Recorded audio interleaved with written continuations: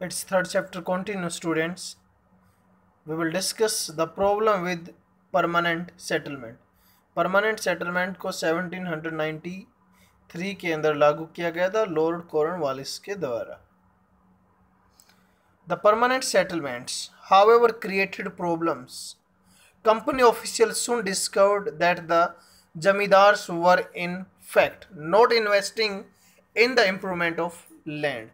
जो जमींदार थे उनको फिक्स अमाउंट तो मिल रही थी और वो कंपनी का कर्ज भी चुका रहे थे, रिवेन्यू भी दे पा रहे थे, but they didn't invest in the land और for the reform of the agriculture. The revenue that had been fixed was so high that the zamindar found it difficult to pay.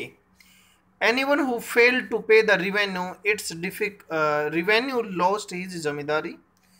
Numerous zamindars were sold off at the auctions organized by the company.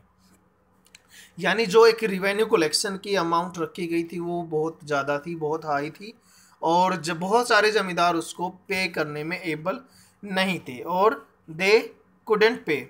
So company ने उनके लिए option रखा और ऐसे लोगों से जमींदारी वापस ले ली. So that's why they didn't invest also. के बहुत सारे लोग तो रिवेन्यू ही जो है पूरा नहीं दे पा रहे थे, तो वो इन्वेस्ट कहाँ से करेंगे. By the first decade of the 19th century the situation changed. The price in the market rose and the cultivation slowly expanded. अब ये सिचुएशन चेंज होगी धीरे धीरे.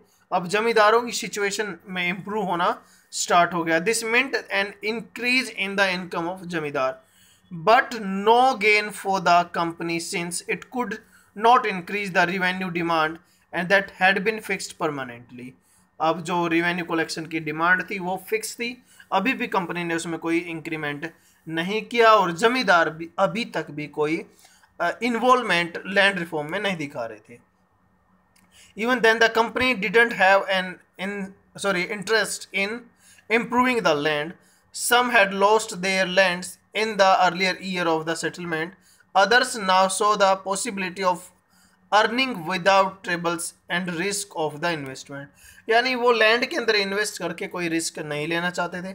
As long as the zamindari could give out of the land to tenants and get rent, they were not interested in improving the land. तो problem यही थी, जो जमींदार थे अब वो क्या नहीं करना चाहते थे, उसके अंदर इन्वेस्ट नहीं करना चाहते थे, क्योंकि उनको लगता था कि अगर वो उसके अंदर इन्वेस्ट करेंगे तो फिर उनको ही जो है प्रॉब्लम होगी, क्योंकि रिवेन्यू वो पूरा नहीं कर पाएंगे. On the other hand in the villages the cultivator found the system extremely oppressive. The rent had paid to the zamindar was high and his rent on the land was insecure. अगर कोई peasants, mainly cultivator की बात, peasants और even we can say the farmer, किसान, अगर वो tax पे नहीं कर पाएगा तो उसका लैंड किसको मिल जाएगा, जमींदार को मिल जाएगा. To pay the rent he had to often take a loan from the money lender. और जमींदारों से वो कर्जा लेते थे, लोन लेते थे.